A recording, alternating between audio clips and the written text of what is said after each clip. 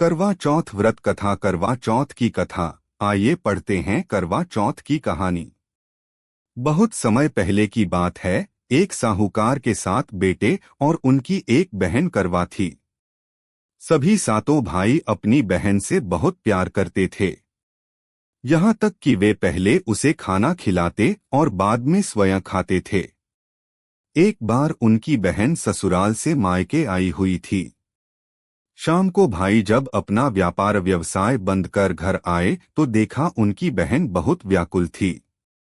सभी भाई खाना खाने बैठे और अपनी बहन से भी खाने का आग्रह करने लगे, लेकिन बहन ने बताया कि उसका आज करवा चौथ का निर्जल व्रत है और वह खाना सिर्फ चंद्रमा को देखकर उसे अर्घ्य देकर ही खा सकती है। चूंकि चंद्रमा अभी तक नहीं निकला है, इसलिए वह भूख प्यास से व्याकुल हो उठी है। सबसे छोटे भाई को अपनी बहन की हालत देखी नहीं जाती और वह दूर पीपल के पेड़ पर एक दीपक जलाकर चलनी की ओट में रख देता है। दूर से देखने पर वह ऐसा प्रतीत होता है कि जैसे चतुर्थी का चांद उदित हो रहा हो।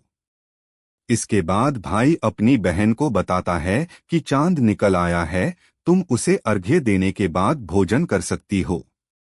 बहन खुशी के मारे सीढ़ियों पर चढ़कर चांद को देखती है, उसे अर्घ्य देकर खाना खाने बैठ जाती है। वह पहला टुकड़ा मुंह में डालती है तो उसे छींक आ जाती है। दूसरा टुकड़ा डालती है तो उसमें बाल निकल आता है और जैसे ही तीसरा टुकड़ा मुंह में डालने की कोशिश करती है तो उसके पति की मृत्यु का समाचार उसे मिलता है। वह बौखला जाती है। उसकी भाभी उसे सच्चाई से अवगत कराती है कि उसके साथ ऐसा क्यों हुआ। करवा चौथ का व्रत गलत तरीके से टूटने के कारण देवता उससे नाराज हो गए हैं और उन्होंने ऐसा किया है। सच्चाई जानने के बाद करवा निश्चय करती है कि वह अपने पति का अंतिम संस्कार नहीं होने देगी और अपने सतीत्व से उन्हें पुनर्जीवन दिलाकर रहेगी। वह पूरे 1 साल तक अपने पति के शव के पास बैठी रहती है, उसकी देखभाल करती है। उसके ऊपर उगने वाली सुईनुमा घास को वह एकत्रित करती जाती है। 1 साल बाद फिर करवा चौथ का दिन आता है। उसकी सभी भाभियां करवा चौथ का व्रत रखती हैं। जब भाभियां उससे आशीर्वाद लेने आती हैं तो वह प्रत्येक भाभी से यम सुई ले लो, ये सुई दे दो, मुझे भी अपनी जैसी सुहागिन बना दो, ऐसा आग्रह करती है। लेकिन हर बार भाभी उसे अगली भाभी से आग्रह करने का कह चली जाती है। इस प्रकार जब छठे नंबर की भाभी आती है तो करवा उससे भी यही बात दोहराती है। यह भाभी उसे बताती है कि चूंकि सबसे छोटे भाई की वजह से उसका व्रत टूटा था, अतः उसकी पत्नी में ही शक्ति है कि वह तुम्हारे पति को दोबारा जीवित कर सकती है।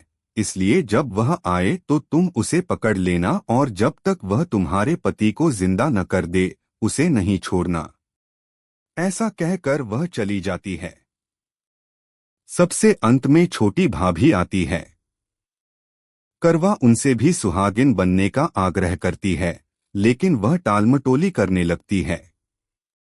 इसे देख करवा उन्हें जोर से पकड़ लेती है और अपने सुहाग को जिंदा करने के लिए कहती है। भाभी उससे छुड़ाने के लिए नोचती है, खसोटती है, लेकिन करवा नहीं छोड़ती है। अंत में उसकी तपस्या को देख भाभी पसीज जाती है और अपनी छोटी अंगुली को चीरकर उसमें से अमृत उसके पति के मुंह में डाल देती है। करवा का पति तुरंत श्री गणेश कहता हुआ उठ बैठता है। इस प्रकार प्रभु कृपा से उसकी छोटी भाभी के माध्यम से करवा को अपना सुहाग वापस मिल जाता है। हे श्री गणेश माँ गौरी, जिस प्रकार करवा को चिर सुहागन का वरदान आपसे मिला है, वैसा ही सब सुहागिनों को मिले।